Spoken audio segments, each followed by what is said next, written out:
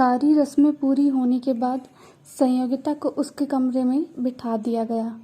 आज उसकी सुहागरात की रस्म थी। संयोगिता यही सब सोच रही थी कि जब वो और संयोग सबसे अलग अपनी दुनिया में होंगे, जहाँ पर सिर्फ वो दोनों होंगे, तब क्या होगा। संयोग धीरे से संयोगिता का घूंघट उठाएगा, उससे ढेर सारी प्यार भरी बातें करेगा, उसे बताएगा कि वो उसे पाकर कितना खुश है और वो उसके कंधे पर सर रखकर उसकी प्यार भरी बातें सुनेगी। ये सब संयोगिता ने सोचा था और वो अपने मेहंदी वाले हाथों को आपस में जोड़कर यही सोचते हुए बेड पर घूंघट ओढ़कर बैठी हुई थी। उस बेड पर हर तरफ गुलाब की पंखुड़ियाँ थी और हवा में बहुत ही मोहक खुशबू का एहसास था, जो संयोगिता के मन को अंदर तक छू रही थी। जो बातें उसकी माँ ने उसे समझाई थी, वो सब सोच सोचकर वो बहुत शर्मा रही थी और घबरा रही थी। पर उसकी सारी उम्मीदों पर संयोग ने पानी फेर दिया। संयोग की बेरुखी ने उसके हर सपने को तोड़ दिया। उसने एक नज़र उठाकर भी संयोगिता को नहीं देखा। वो तो उसके लिए ऐसी थी जैसे कोई कोने में पड़ा हुआ सामान हो। संयोगिता ने उससे बात करने की कोशिश की थी, पर संयोग के जवाब इतने रुखे थे कि संयोगिता आगे कुछ बोल ही नहीं पाई। और फिर उसके बाद रात को अनजान लड़की का फ़ोन संयोगिता को यह बताने के लिए काफ़ी था कि संयोग के दिल में वो नहीं है। उधर अनुप्रिया ने जब सहमी आवाज़ में संयोग को अपने पास बुलाया तो संयोग अपने सामने बैठी नई नवेली दुल्हन को तो जैसे भूल ही गया और अपना कोट और गाड़ी की चाबी उठाकर बाहर जाने लगा। जब वो अपना सामान उठा रहा था तो संयोगिता ने उसे बड़ी उम्मीद से देखा। उसे लगा था कि संयोग को उसे बताना चाहिए। उसके पत्नी होने के नाते ये जानने का उसका हक है कि इतनी रात को वो किसके बुलाने पर ऐसे भागा भागा जा रहा है। कौन है ये अनुप्रिया? क्या रिश्ता है उसका संयोग से? किस हक से उसने उसे इतनी रात को फ़ोन किया? पर उसकी उम्मीद के विपरीत संयोग ने उसे एक बार पर पलट कर नहीं देखा और वो जल्दी से बाहर निकल गया। संयोगिता ने बस उसे अपने कमरे की खिड़की से गाड़ी चलाकर जाते हुए देखा। संयोगिता वही खिड़की के पास ज़मीन पर एक टूटे कांच की तरफ फैल गई। एक झटके में लगा कि उससे उसका सब कुछ छिन गया। उसका सपनों का महल टूट गया। जिसके सहारे वो अपना सब कुछ छोड़कर आई थी, वो उसके दिल में नहीं थी। उस समय संयोगिता के लगा कि वो बस एक सजावट का सामान भर थी। वो ज़मीन पर लेटकर रोने लगी। उसकी आंखों से बहते हुए आंसू में उसकी आंखों का भी काजल बह गया था। नीचे गिरने से उसके नए चूड़े की कुछ चूड़ियाँ टूटकर बिखर गई थी। उसके सपनों की तरह वो वही पड़ी पड़ी फफक फक कर रो पड़ी और रोते रोते वहीं सो गई। उसे पता ही नहीं चला। संयोग बहुत ही तेज गति से गाड़ी चलाकर अनुप्रिया के घर की तरफ निकल गया। संयोग को बहुत चिंता हुई थी अनुप्रिया की। उसने तो कहा था कि वो उसकी शादी वाले दिन बाहर जाएगी, तो क्या वो बाहर नहीं गई थी? और अचानक से ऐसा क्या हो गया कि उसने उस दिन उसे इतनी रात को फ़ोन करके बुलाया? उसकी नज़रों में अनुप्रिया एक समझदार लड़की थी और उसे पता होना चाहिए कि वो कब क्या कर रही है।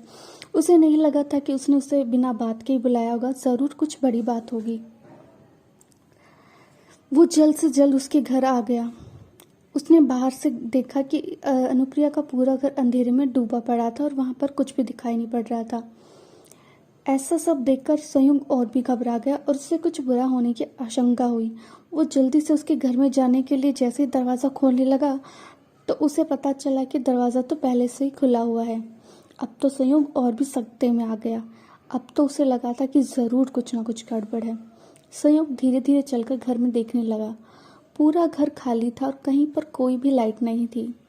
तभी उसकी नज़र एक कमरे से आती हुई मोमबत्तियों पर पड़ी, जहाँ से हल्की हल्की पीली रोशनी कमरे से बाहर आ रही थी। संयोग को ये बड़ा अजीब लगा। अब वो इतने हाई इलाके में रहते थे जहाँ पर बिजली कट की कोई संभावना नहीं थी, और अगर बिजली का कट हो भी जाता है तो अनुप्रिया के घर तो इन्वर्टर की सुविधा थी, तो इस तरह से उसके घर में कोई मोमबत्तियाँ जलाकर क्यों रहेगा? संयोग को ये बात समझ नहीं आई। वो धीरे धीरे करके उस कमरे में गया। उसने देखा कि उस कमरे में बेड पर कोई लेटा हुआ है। संयोग ने मोमबत्ती की रोशनी में जब ध्यान से देखा तो वो अनुप्रिया थी। संयोग को लगा कि अनुप्रिया का इस तरह से लेटने का क्या मतलब है? वो उसे ऐसे बुलाकर क्या अब सो रही है? संयोग भागकर उसके पास गया और उसने पूछा, अनुप्रिया क्या तुम ठीक हो? तुमने मुझे इतनी रात को फ़ोन क्यों किया? अनुप्रिया ने उसे बड़े ही मोहक तरीके से मुस्कुराकर देखा। तब कहीं जाकर संयोग का ध्यान उसके शरीर पर गया। अनुप्रिया ने एक बहुत ही मादक नाइटी पहनी हुई थी और वो उसे बड़े ही लुभावने तरीके से देख रही थी। संयोग हमेशा से ही लड़कियों से ज़्यादा दूर रहा था, तो उसके लिए ये अनुभव थोड़ा सा अजीब था और अनुप्रिया का ऐसा करना तो उसे और भी अजीब लग रहा था। इतनी रात को वो उसे फ़ोन करके किस लिए बुला रही थी? इस बात का क्या मतलब था? संयोग के दिमाग में कौन था? अनुप्रिया ने बड़े ही लुभावने तरीके से संयोग को देखा, उसके गले से लिपट गई। संयोग ने कहा, अनुप्रिया क्या तुम ठीक हो? अगर तुम ठीक हो तो मुझे ये बताओ कि तुमने मुझे इतनी रात को फ़ोन करके क्यों बुलाया? उसकी आवाज़ में चिढ़ थी।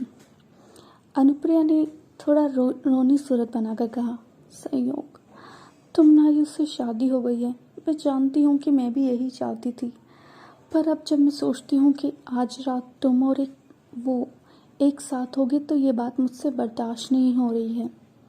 संयोग ने उसे खुद से दूर करते हुए कहा, अनुप्रिया प्लीज़ साफ साफ कहो, ये कोई मजाक नहीं है। इतनी रात को मुझे इस तरह बुलाना, अगर दादा दादी को इस बारे में पता चल गया तो तुम्हें पता है ना कितनी बड़ी मुसीबत हो सकती है।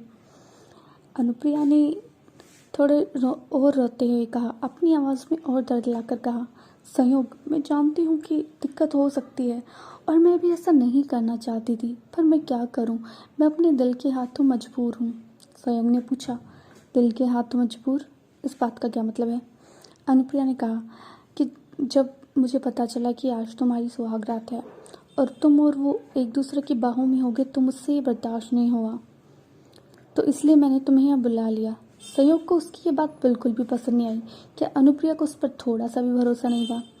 संयोग ने कहा, अनुप्रिया प्लीज़ मुझे ये बताओ कि तुम क्या कहना चाहती हो, और अगर तुम्हारे पास कहने के लिए कुछ नहीं है तो मैं यहाँ से जा रहा हूँ, क्योंकि मुझे इस तरह यहाँ रुकना बिल्कुल भी ठीक नहीं लग रहा है।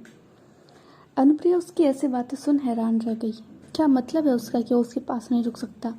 वो उसकी गर्लफ्रेंड है, मान लिया कि उसकी शादी हो गई, पर प्यार तो वो आज भी उससे करता है ना, तो उसे इस तरह यहाँ रुकने में क्या दिक्कत है और उसे वहाँ जाने की जल्दी क्यों है?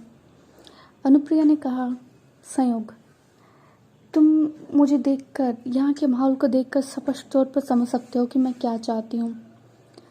संयोग ने पूछा, नहीं मैं नहीं समझ रहा कि तुम क्या चाहती हो, मुझे नहीं समझ आ रहा इन बातों का क्या मतलब है। अनुप्रिया ने कहा कि मेरा दिल बड़ा उदास है और मेरे दिल में बड़ी जलन है और मैं चाहती हूँ कि तुम इसे शांत कर दो। संयोग ने पूछा, हाँ अनुप्रिया बताओ मैं इसे कैसे शांत करूँ? मुझे लगा था कि तुम किसी मुसीबत हो, इसलिए मैं भागा आया, तो अब मुझे बता दो कि अब मैं तुम्हारी मुश्किल को कैसे दूर करूँ। अनुप्रिया ने संयोग का धीरे सा हाथ पकड़ा और कहा, मैं चाहती हूँ कि आज रात को मैं और तुम एक हो जाएं। संयोग उसकी बात सुनकर हैरान रह गया। तो अब क्या फैसला लेगा संयोग? क्या शादी की पहली रात ही वो तोड़ देगा संयोगिता का विश्वास? क्या चल रहा है अनुप्रिया के दिमाग में? क्या होगा इस शादी का अंजाम? क्या एक बार फिर टूट जाएंगे संयोगिता के सपने? जानने के लिए सुनते रहिए उधार का प्यार, सिर्फ और सिर्फ मेरे चैनल है ऊपर। Thanks for your love and support.